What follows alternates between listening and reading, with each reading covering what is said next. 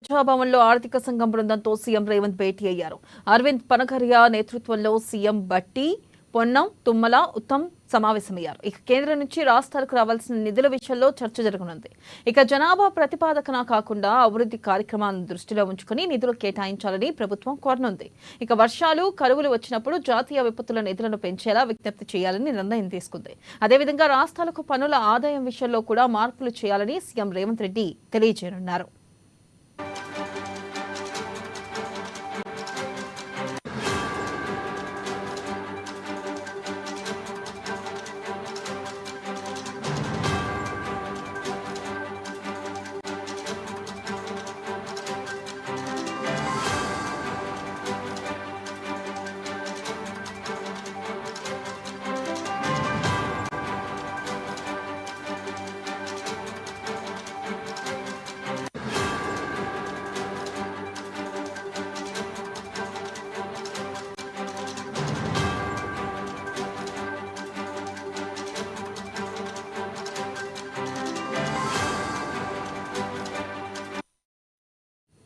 Breaking news చూస్తున్నాం. ప్రజాభవన్లో ఆర్థిక సంఘం బృందంతో సీఎం రేవంత్ భేటీ అయ్యారు. అరవింద్ పనకరియా నేతృత్వంలో సీఎం బట్టి, పొన్నం, తుమ్మల, ఉత్తమ్ సమావేశమయ్యారు.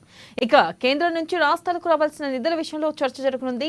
జనాభా ప్రతిపాదకన కాకుండా అభివృద్ధి కార్యక్రమాలను దృష్టిలో ఉంచుకుని నిధులు కేటాయించాలని ప్రభుత్వం కోరనుంది. ఇక వర్షాలు, కరువులు వచ్చినప్పుడు జాతీయ విపత్తుల నిధులను పెంచేలా విజ్ఞప్తి చేయాలని నిర్ణయం తీసుకుంది. అదేవిధంగా రాష్ట్రాలకు పన్నుల ఆదాయం విషయంలో కూడా మార్పులు చేయాలని సీఎం రేవంత్ రెడ్డి తెలియజేయనున్నారు.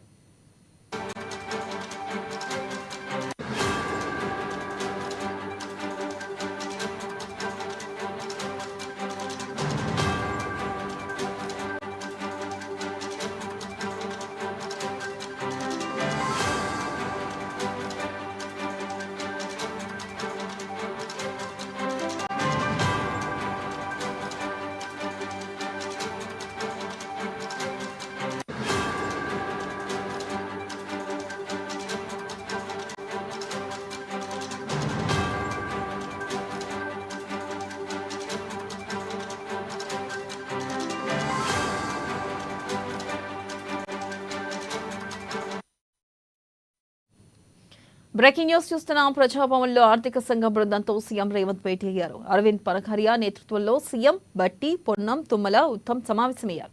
ఇక కేంద్రం నుంచి రాష్ట్రానికి రావాల్సిన నిధుల విషయంలో చర్చ జరగనుంది. జనాభా ప్రతిపాదకన కాకుండా అభివృద్ధి కార్యక్రమాలను దృష్టిలో ఉంచుకుని నిధులు కేటాయించాలని ప్రభుత్వం కోరనుంది. ఇక వర్షాలు, కరువులు వచ్చినప్పుడు జాతీయ విపత్తుల నిధులను పెంచేలా విజ్ఞప్తి చేయాలని నిర్ణయం తీసుకుంది.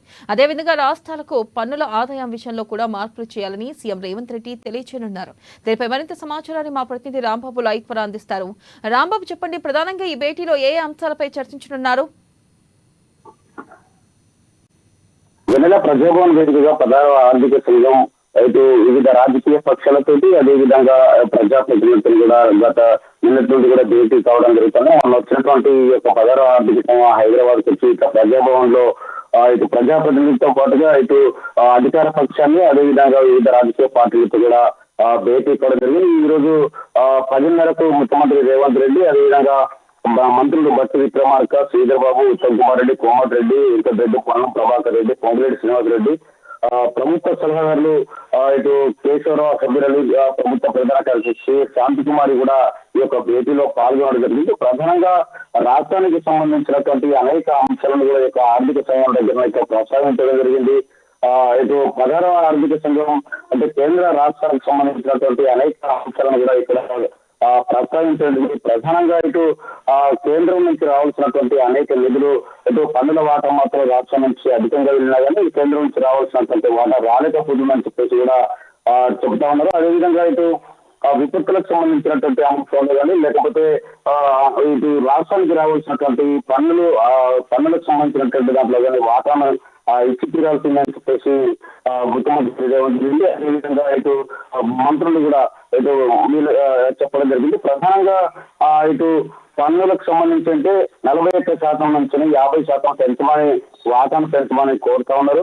అదేవిధంగా రైతు భరోసా, రైతు రుణమాఫీ రాష్ట్రాలకు సంబంధించిన ఇది రాష్ట్రానికి జీవన రేఖ లాంటివి అని చెప్పేసి ఇట్లాంటి దాంట్లో ఈ విషయంలో కూడా ఆర్థిక భరోసా భద్రతను కల్పించాలని చెప్పేసి కూడా రాష్ట్రానికి అంటే ఇంకా రైతులకు అదేవిధంగా రాష్ట్ర ప్రజలకు కూడా భరోసాను కల్పించేటువంటి వాటిపైన కూడా అయితే రాష్ట్ర ప్రభుత్వం ఇస్తుంది కాబట్టి దీనికి సంబంధించి కూడా నిధుల విషయంలో కేంద్రం సహాయం చేయాలని కోరుతా ఉంది.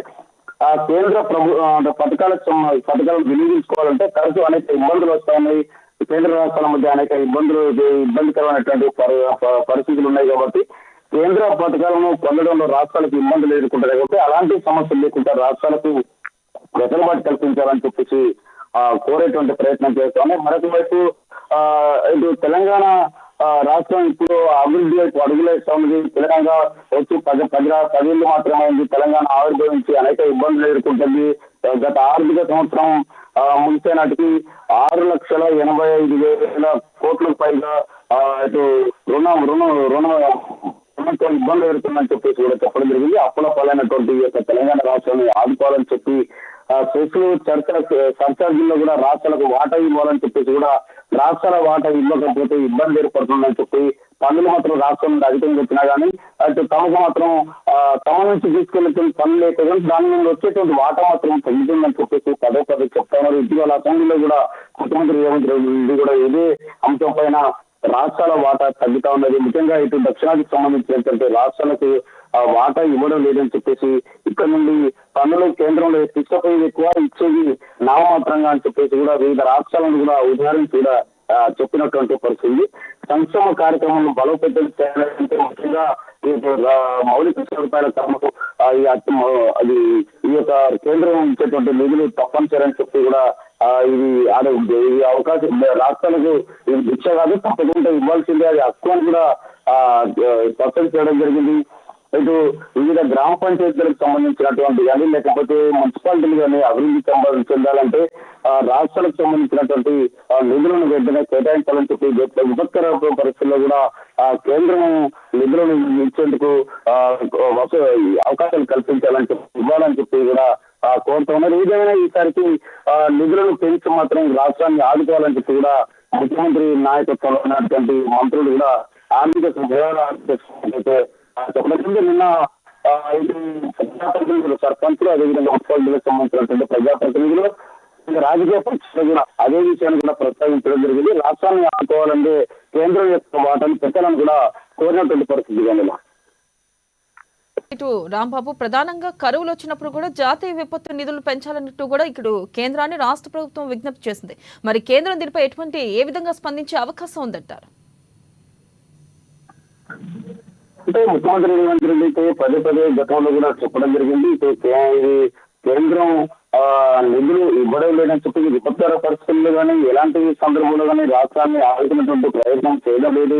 ఉత్తరాది రాష్ట్రాలపైన ఉన్నటువంటి ప్రేమ దక్షిణాది రాష్ట్రాలపైన లేదని చెప్పి ముఖ్యంగా తెలంగాణ రాష్ట్రం ఇప్పుడు ఏర్పడినటువంటి ఏర్పడిన రాష్ట్రాన్ని డెవలప్ చేయాల్సినటువంటి అవసరం ఉన్నది. దీనికి సంబంధించి నిధులు ఇవ్వాలని చెప్పి కూడా పదే కోరుతున్నా కానీ కేంద్రం మాత్రం తమ పైన సౌకర్య ప్రేమ చేయిస్తుందని చెప్పేసి కూడా ఇది చర్చలు చేయడం జరిగింది. గతంలో ఉన్నటువంటి బీఆర్ఎస్ సర్కార్ కూడా కేంద్రంతో ఈ అంశం పైన సఖ్యత కూడా లేదు. అయితే కేంద్రం నుంచి నిధులు మాత్రం కేంద్రం మాత్రం నిధులు అంటే రాష్ట్రం నుంచి వాటాలు అన్ని రూపాయల్లో తీసుకుంటామంటే పన్నుల రూపంలో కానీ రాష్ట్రానికి ఇవ్వడం లేదని చెప్పి విపత్కరమైనటువంటి పరిస్థితులు వచ్చినప్పుడు కూడా ఇబ్బందులు పడాల్సినటువంటి పరిస్థితి. మొన్న కూడా ఇటు రాష్ట్రానికి సంబంధించినటువంటి నిధులు కూడా ఇంకా విడుదల చేయమంటే ఎన్ఓసీలో అడిగినటువంటి పరిస్థితి. కాబట్టి గత ప్రభుత్వం చేసినటువంటి